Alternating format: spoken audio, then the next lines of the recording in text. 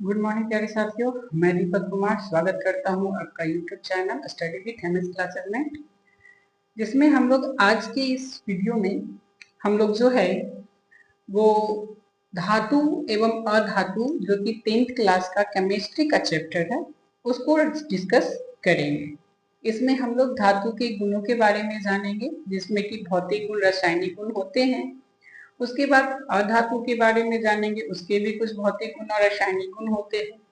फिर धातुओं का निष्कर्षण कहाँ से होता है, कैसे होता है, कौन सी विधि होती है, इस चैप्टर में बहुत सारी चीजें के बारे में हम लोग जानकारी प्राप्त करेंगे। तो आज की इस वीडियो में हम लोग जो है शुरू करते हैं पहले धातु से। ठीक है। धातु के भौतिक गुण क्या होते हैं, कैसे होते हैं, इसके बारे में डिस्कस करते हैं। ठीक है। अगर वीडियो लंबा नहीं होगा तो धातु का भौतिक गुण के साथ साथ रासायनिक गुण को भी डिस्कस कर लेंगे। अगर वीडियो काफी ज्यादा लंबा हो जाएगा तो केवल आज की इस वीडियो में हम लोग भौतिक गुण तक सीमित रखेंगे, है ना। तो शुरू करते हैं। चैप्टर का नाम है धातु और अधातु। देखिए, ये जो धातु और अधातु है हमारे दैनिक जीवन में, हमारे जीवन का एक महत्वपूर्ण अंग भी माना जाता है। बहुत सारी ऐसी चीजें हैं जो कि हम लोगों को धातु या अधातु हम लोगों के शरीर के अंदर भी कुछ मिनरल्स के रूप में पाए जाते हैं। इसके अलावा रोजमर्रा की जिंदगी में हम लोग धातु अधातु का इस्तेमाल करते हैं, है ना। जीने जीने से लेकर के मरने तक धातु अधातु का इस्तेमाल होता रहता है। अभी तक कुल लगभग 118 तत्वों की ज्ञात हो चुकी है ना। कुल कितने? कुल 118। ठीक है। आपको बुक में केवल लिखा है 111, वो पुराना डेटा है। अभी कितना? 118 तत्व हैं, जिसमें से 2/3, ठीक है ना, कितना? इसका 2/3 जो भाग है वह है धातु। ठीक है। कितना? 2/3। याद रखना है कि 118 में से लगभग 2/3 ऐसे तत्व हैं जो कि धातु हैं।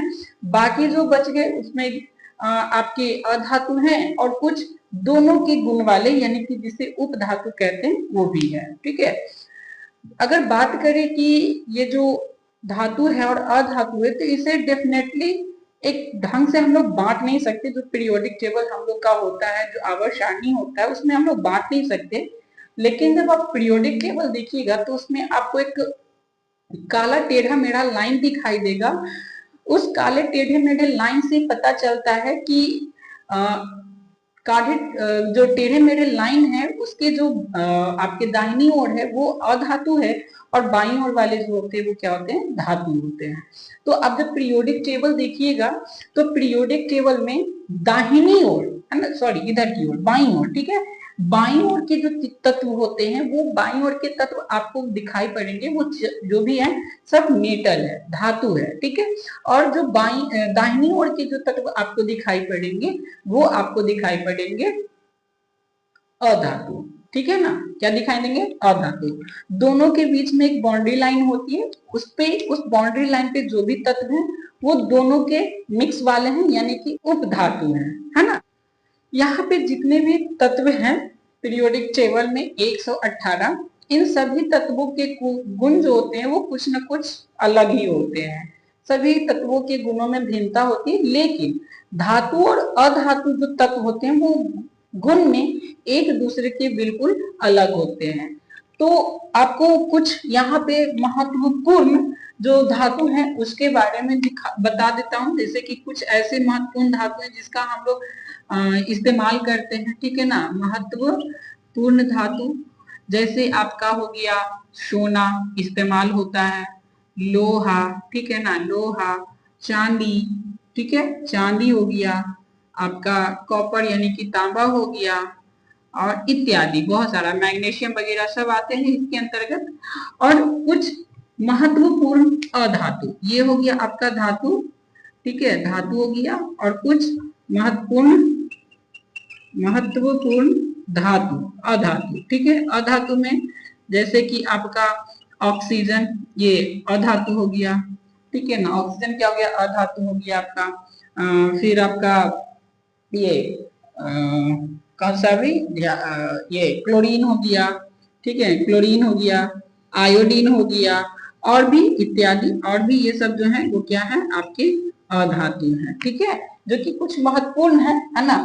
हालांकि जो भी आपके पीरियोडिक टेबल में धातु और धातु है उसका सब कुछ ना कुछ महत्व है ही, सबका कुछ ना कुछ महत्व है, वो कहीं किसी न किसी वजह से यूज में आते ही रहते हैं।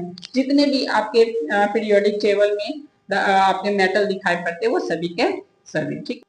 किसी भी जो देश की उन्नति होती है वो डिपेंड करता है कि वहां पे धातुओं की कितनी खपत है। धातुओं की खपत के आधार पर किसी भी देश का डेवलपमेंट माना जाता है कि उसका डेवलपमेंट अच्छा हो रहा है या अच्छा है ना। जैसे जो धातु होते हैं उनमें लोहा सरिया बनाने में, मकान बनाने में, है ना, उसके बर्तन बनाने में, जहाज बनाने में और भी कई प्रकार के यूजेस में आते हैं। उसी प्रकार से एल्युमिनियम जो है बर्तन बनाने में, जहाज के जो मेन पार्ट्स होते हैं, जो जहाज का बॉडी होता है उसको एल्युमिनियम के मिश्र धातु से बनाया जाता है जिसे ड्यूरेलुमीन कहते हैं। कॉपर का वायर बनाने में, बर्तन बनाने में, बहुत सारा चीज। उसी प्रकार से टाइटेनियम जो होता है एक मजबूत धातु है तो वो फाइटर जेट वगैरह बनाने में इस्तेमाल होता है ना। उसी प्रकार से सोना जो कि आभूषण के रूप में इस्तेमाल होता है, खास तौर से हम लोगों के यहाँ पे चांदी आभूषण के रूप में इस्तेमाल होता है, प्लेटिनियम भी आभूषण के रूप में इस्तेमाल होता है लेकिन हार्ड होता है। तो कई जगहों पे इन सब का इस्तेमाल होता रहता है। तो जिस हिसाब से इसकी खपत होती है उसी हिसाब से माना जाता है कि देश का डेवलपमेंट हो रहा है या डेवलपमेंट हुआ है, ठीक है। अब है इसके बाद कि ये जितने भी धातु हैं इनके कुछ गुण जो होते हैं वो सर्वदा सभी धातुओं में लगभग समान देखने को मिलता है, थोड़े थोड़े बहुत डिफरेंसेस होते हैं। तो सबसे पहले हम लोग धातुओं के कुछ विशिष्ट गुण के बारे में जानेंगे, जिसमें हम लोग सबसे पहले इसके भौतिक गुण के बारे में पढ़ेंगे, ठीक है ना। कौन सा गुण है भाई? भौतिक गुण, जिसमें पहला नंबर हम लोग समझते हैं इलेक्ट्रॉनिक विन्यास, है ना। इलेक्ट्रॉनिक विन्यास क्या होता है मैं बताता हूं।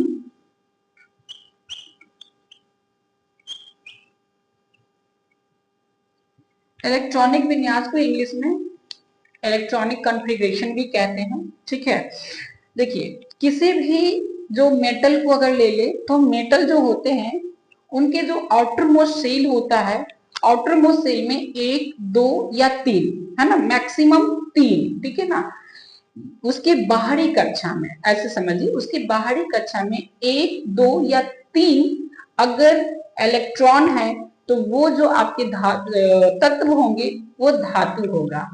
धातु कहने का मतलब कि जो इलेक्ट्रॉन को त्याग कर सके, इलेक्ट्रॉन को त्याग करके अपनी अस्थायित्व को बनाए, है ना, अस्थायित्व को बनाए इलेक्ट्रॉन त्याग करके, जिसपे कि प्लस चार्ज आता है। अपवाद में केवल आपका हाइड्रोजन है, ठीक है, अपवाद में हाइड्रोजन को छोड़ करके बाकी जितने भी आपके धातु होते हैं, ठीक है, वो प्लस चार्ज रखते हैं, ठीक है। क्या रखते हैं? प्लस चार्ज, क्योंकि वो अपने इलेक्ट्रॉन को त्याग करते हैं इसलिए। तो इलेक्ट्रॉनिक विन्यास कहने का मतलब कि जिसके अंत में, जिसके बाहरी कक्षा में, ठीक है ना, जिसके क्या है, जिसके बाहरी कक्षा में, ठीक है, 1, 2 या फिर 3 इलेक्ट्रॉन हो, ठीक है। कितने इलेक्ट्रॉन हो?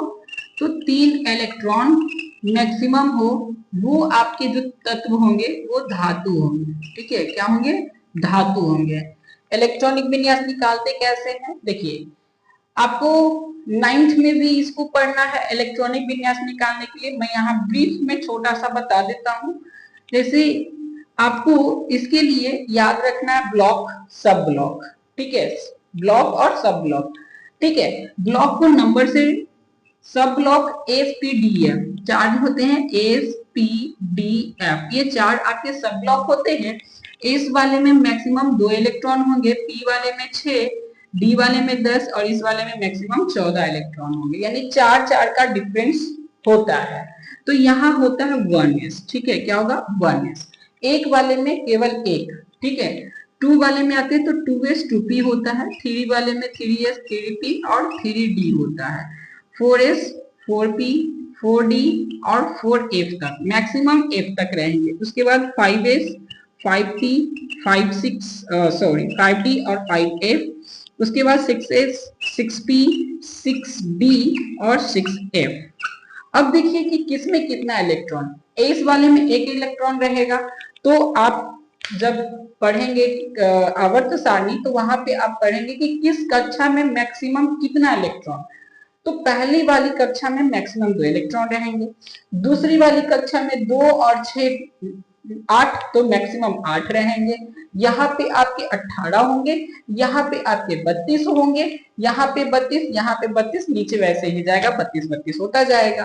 ठीक है, अब निकालते कैसे, देखिए कोई भी इलेक्ट्रॉनिक कॉन्फ़िगरेशन जब लिखते तो सबसे पहले हम लोग फर्स्ट को भरते हैं ऊपर से, फिर सेकेंड को, फिर इस ढंग से सेकेंड होते हुए थर्ड में आएंगे, फिर थर्ड होते हुए 4 आएंगे, थर्ड फोर्थ फिफ्थ आएंगे, 4 5 6 आएंगे, फिर इस ढंग से ऐसे आप भरते फिल करते जाएंगे।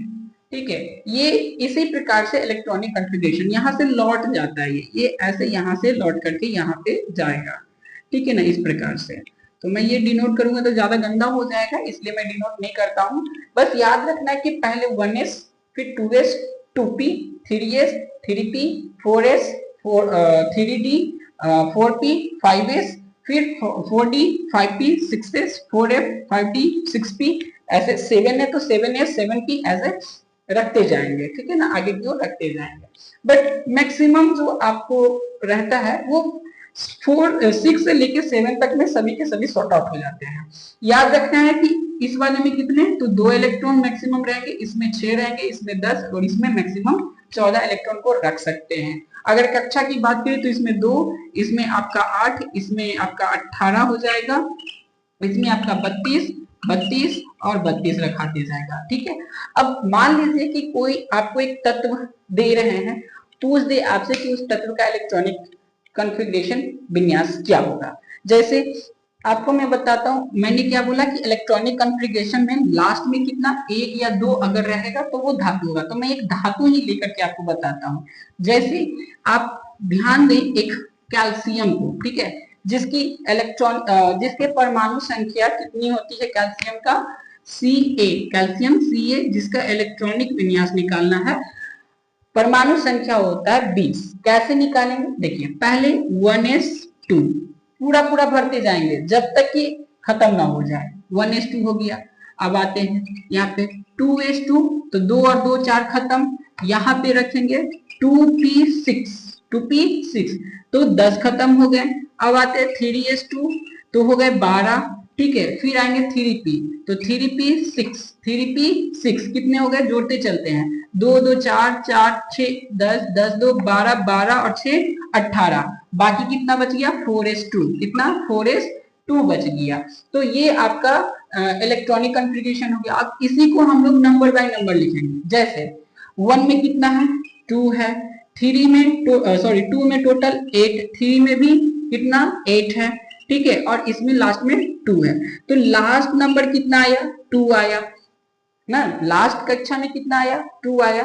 तो इसका मतलब कि कैल्शियम क्या है, धातु है। अगर 1 भी रहता तो भी धातु, 3 भी रहता तो भी धातु होता। ठीक है, तो इस प्रकार से हम किसी भी तत्व का इलेक्ट्रॉनिक कॉन्फ़िगरेशन निकालते हैं। ठीक है, आई बात समझ में। अगर इसमें कुछ डाउट हो, कोई प्रॉब्लम हो तो आप हमें बता सकते हैं। हाँ, यहाँ पे अगर आपको लग रहा होगा सर 3 वाले में आपने एस और पी तो लिया लेकिन डी नहीं लिया, तो आप देखिए पी के बाद 3p के बाद 4s आ रहा है, इसीलिए 4s में फिल होगा पहले, उसके बाद अगर यहाँ से बच जाता तब डी में जाता, है ना, तब डी में जाता, लेकिन यहाँ बचा नहीं, पूरा यहीं पे खत्म हो गया, इसलिए सीधे सीधे कहाँ चला गया, आपको डी में चला गया। ठीक है ना, सॉरी एस में ही खत्म हो गया तो यहीं पे खत्म कर दिया। और अगर मान लीजिए कि यहाँ पे बच जाता और कुछ यहाँ पे आता तो इसमें ऐड करके लिखते, जैसे अगर 2 या 3 और इसमें आ जाता 3d वाले में, तो आपको यहाँ पे ऐड हो जाता। आई बात समझ में, अब क्लियर हो गई होगी। तो ये आपका इलेक्ट्रॉनिक विन्यास हो गया। दूसरा जो है इसका गुण विद्युत धनात्मकता। ठीक है, क्या है, विद्युत धनात्मकता। दूसरा गुण है आपका विद्युत धनात्मकता। ठीक है, दूसरा ये गुण हो गया। अब ये क्या होता है, देखिए कोई भी धातु जो होते हैं वह अपने से जो नजदीक अक्रिय गैस होते हैं उसके जैसा इलेक्ट्रॉनिक कॉन्फ़िगरेशन गेन करना चाहते हैं या प्राप्त करना चाहते हैं, जिसके लिए वो क्या करते हैं कि अपने इलेक्ट्रॉन को त्याग करते हैं। इलेक्ट्रॉन को क्या करते हैं? त्याग करते हैं, जिसकी वजह से उनके ऊपर में प्लस चार्ज आ जाता है। जैसे यहाँ पे ही देख लीजिए, या फिर आप एक ये देखिए सोडियम Na का होता है 11। 11 कहने का मतलब कि इसमें 11 प्रोटॉन होगा, 11 इलेक्ट्रॉन होगा। ठीक है, अब इसमें जो देखिए प्रोटॉन अस्टेबल रहता है, प्रोटॉन हमेशा क्या होता है? अस्टेबल।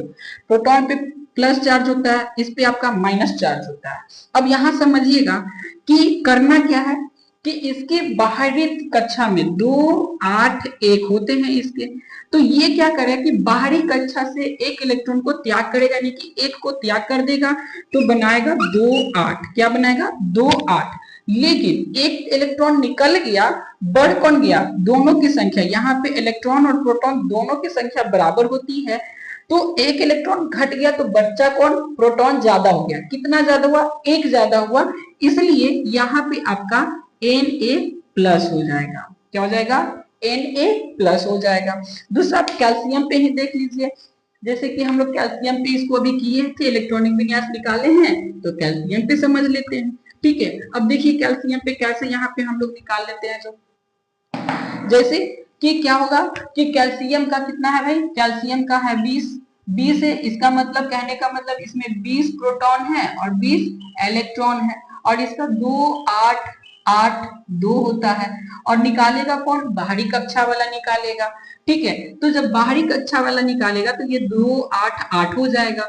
2, 8, 8 आर्गन के नजदीक आ गया, 18 हो गया। और ये आपका जो होता है ये नियॉन के नजदीक होता है ना?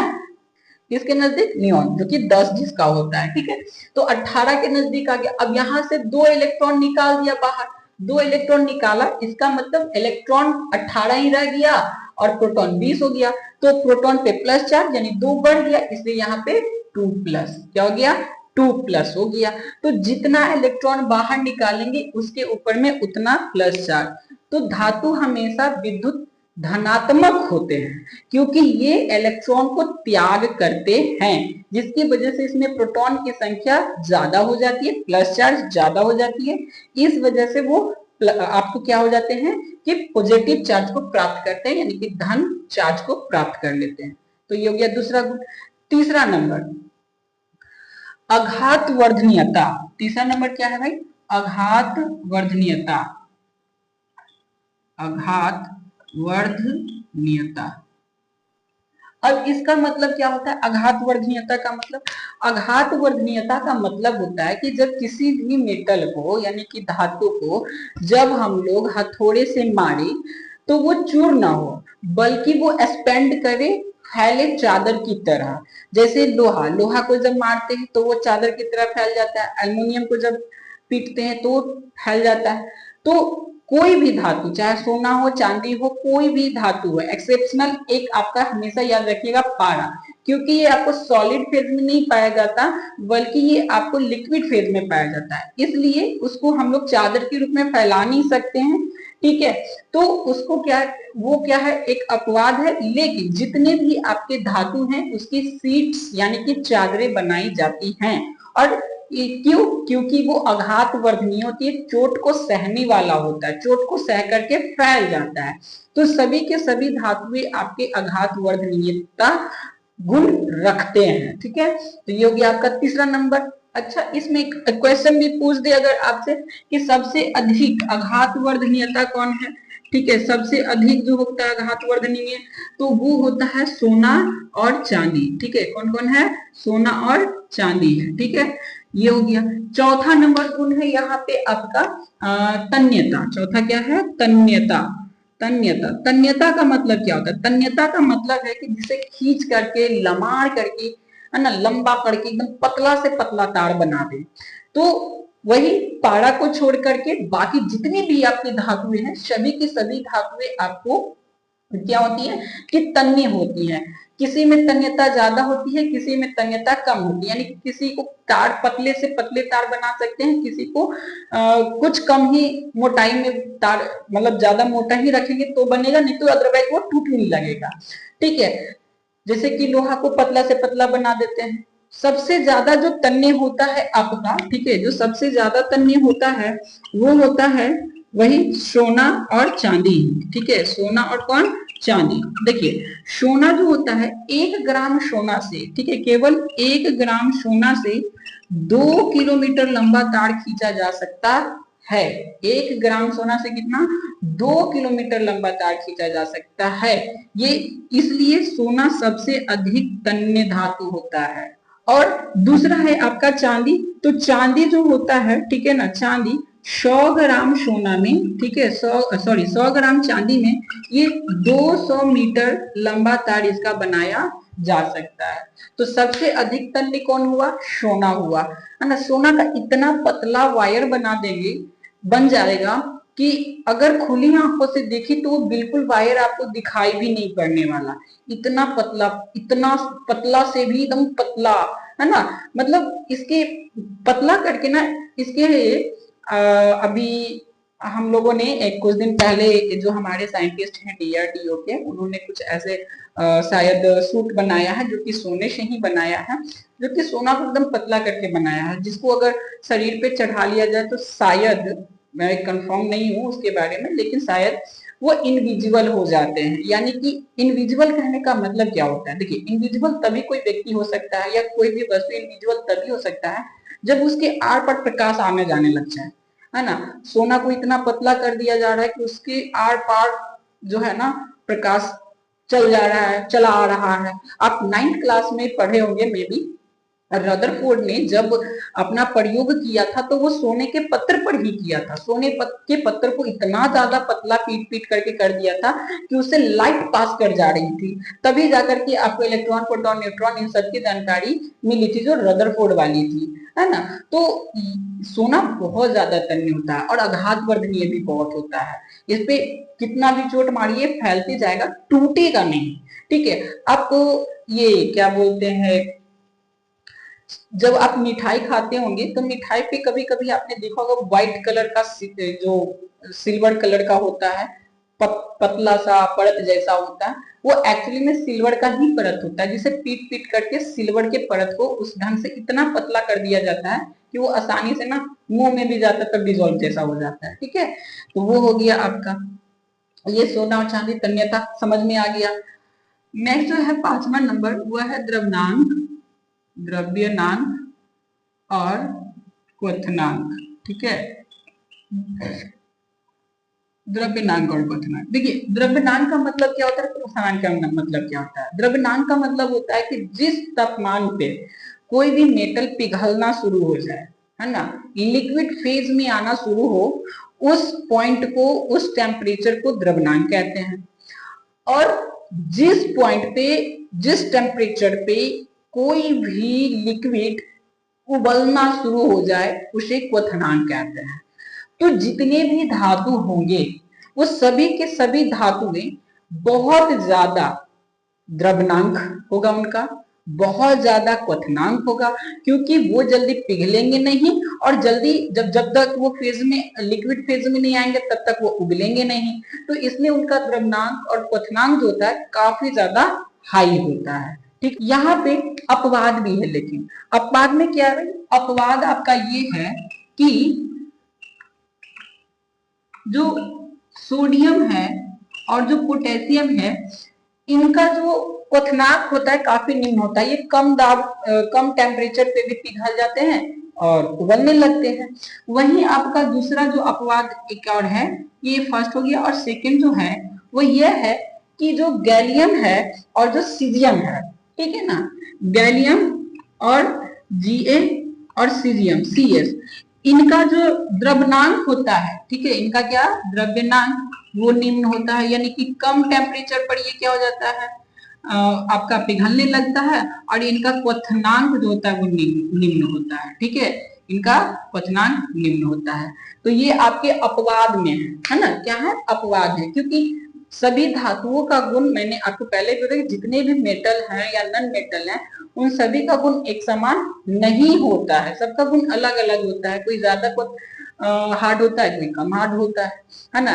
जैसे यहाँ अगर मैग्नीशियम, अभी आएगा आगे में कि मैग्नीशियम को हम लोग आसानी से चाकू से काट सकते हैं कठोरता में, पढ़ेंगे, लेकिन लोहा को चाकू से नहीं काट सकते, ठीक है। तो उसके कुछ गुण जो होते हैं ना वो फर्क पड़ते हैं, है ना, किसी के ज्यादा कठोर होंगे, किसी के कम होंगे, किसी के गुण में काफी ज्यादा स्ट्रेंथ होगा, मजबूती होगा, किसी में कम होगा, तो वो अलग अलग बात है। लेकिन द्रव्यनांक और क्वथनांक की अगर बात करें तो हर एक में हाई लेवल पे ही होता है, अपवाद में इन सबको छोड़ करके, बाकी ये सारे गुण उन सब में तो रहते ही रहते हैं। नेक्स्ट जो है छठा नंबर, है ना, वह है उष्मा और विद्युत चालकता।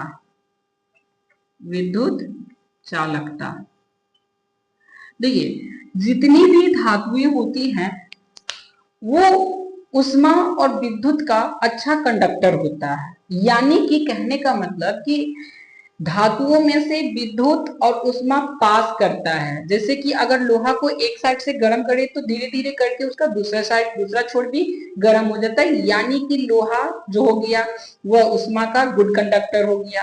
उसी प्रकार से बिजली, आप देखते हैं कि जितने भी वायर बने होते हैं वो सभी किसी न किसी धातु के ही बने होते हैं, उसमें बहुत अच्छे से आपका लाइट पास कर जाता है।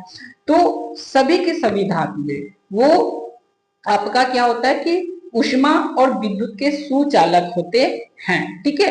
लेकिन किसी में कम होता है तो किसी में ज्यादा। जैसे अगर सिल्वर की बात करें तो सिल्वर ऊष्मा और विद्युत, ठीक है ना, कौन, सिल्वर जो है ऊष्मा का की हीट का एंड इलेक्ट्रिसिटी का, इलेक्ट्रिक का, ठीक है ना, इलेक्ट्रिक का भी अच्छा गुड कंडक्टर होता है। ये क्या है, गुड कंडक्टर, ठीक ना।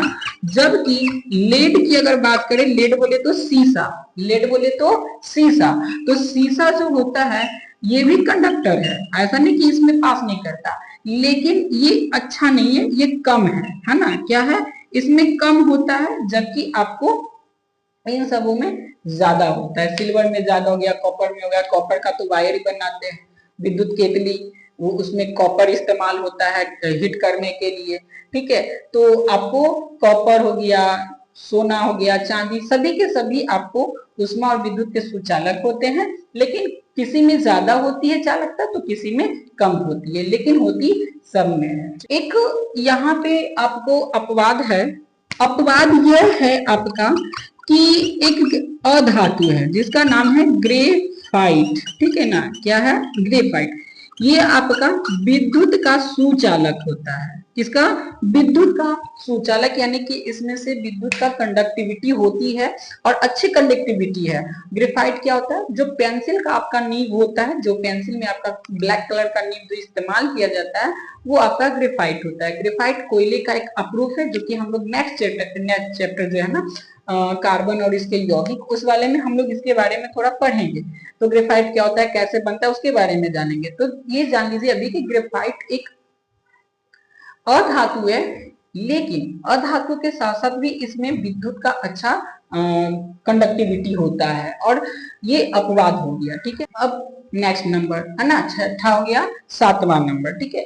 सातवां नंबर में है आपका धातुई चमक, ठीक है, धातुई चमक। अब ये क्या होता है समझिएगा, धातुई चमक, देखिए किसी भी धातु को जब हम लोग काटते हैं या उसको रगड़ते हैं तो वह विशेष प्रकार के चमक के साथ चमकता है।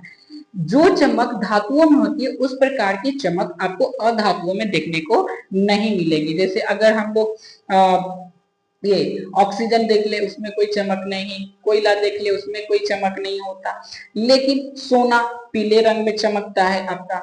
लोहा को काटिएगा तो वो उसका अलग एक चमक होता है, जो कि आपको देख काटने पे आपको चमकता हुआ नजर पड़ेगा, या रगड़ दिएगा तो। एल्युमिनियम जब काटिएगा तो उसमें से एक विशेष प्रकार की चमक निकलेगी। शीशा का अलग चमक होता है, लेड का अलग चमक होता है। तो जितने भी आपकी धातुएं होती है उन सब में चमक होती है ना। यहाँ भी अपवाद है, एक अपवाद वही ग्रेफाइट वाली यहाँ भी है, ठीक है। अपवाद क्या है, ग्रेफाइट की अपवाद है कि ग्रेफाइट में भी आपको विशेष प्रकार की चमक देखने को मिलती है, जबकि ये क्या है, एक अधातु है, ठीक है ना, क्या है, अधातु है। इसके साथ साथ आपको आयोडीन में भी चमक होता है, ठीक है ना, ये भी क्या है, एक अधातु है। आयोडीन में भी चमक होता है, ये भी क्या है, अधातु। तो ग्रेफाइट चमकता है, इसका तो इस्तेमाल भी किया जाता है लुब्रिकेंट के रूप में। और एक तो आयोडीन है जो कि विशेष प्रकार की चमक ये भी रखता है, लेकिन ये अपवाद में अधातु है जो कि विशेष प्रकार की चमक, जिसके धातुई चमक कहते हैं, वो होता है इनमें। नेक्स्ट नंबर है आपका 7वां हो गया ना, 8वां कठोरता। ठीक है, क्या है? कठोरता। देखिए जितनी भी धातुएं होती हैं सब कठोर होती है, लेकिन कोई ज्यादा कठोर होती है तो कोई कम कठोर होती है ना। जैसे लोहा, इनको अगर हम लोग हथौड़े से पीटे तो शायद ना टूटे, चूर ही नहीं होगा, आवाज केवल करेगा, हल्का सा पिचक उचक जाएगा, फैल जाएगा, क्योंकि आघात वर्णनीय है तो फैलेगा लेकिन टूटेगा नहीं। लेकिन कुछ ऐसे भी धातु होते हैं जो आसानी से, अच्छा लोहा को अगर हम लोग चाकू से काटे तो वो कटेगा नहीं, लेकिन कुछ ऐसे भी धातु है जिसे हम लोग चाकू से काटे तो वो आसानी से कट जाएंगे। जैसे सोडियम, सोडियम अपवाद में है कि अगर इसे हम लोग चाकू से काटते वो आसानी से कट जाता है, ठीक है ना। मैग्नीशियम आसानी से कट जाता है, ठीक है ना। लेकिन जितने भी इसके अलावा जो धातुएं हैं वो आपको चाकू से नहीं कटेगा। तो आपका अपवाद में आपका क्या हो गया? अपवाद हो गया सोडियम। ठीक है, कौन है? सोडियम धातु जो कि चाकू से कट जाता है। और एक आपका पोटेशियम, ठीक है ना, कौन है? पोटेशियम। ये दो धातुएं जो होती है आपका बहुत ही मुलायम होता है, बाकी सभी कठोर होते हैं और ये आसानी से चाकू से काटा जा सकता है इनको। ठीक है, तो याद रखना है आपको। अब आपसे एग्जाम में ये नहीं पूछेगा कि सबसे हार्ड कौन है धातु में, आपसे एग्जाम में ये पूछेगा कि कौन सी धातुएं मुलायम होती है जिसे कि आसानी से चाकू से काटा जा सकता है ना।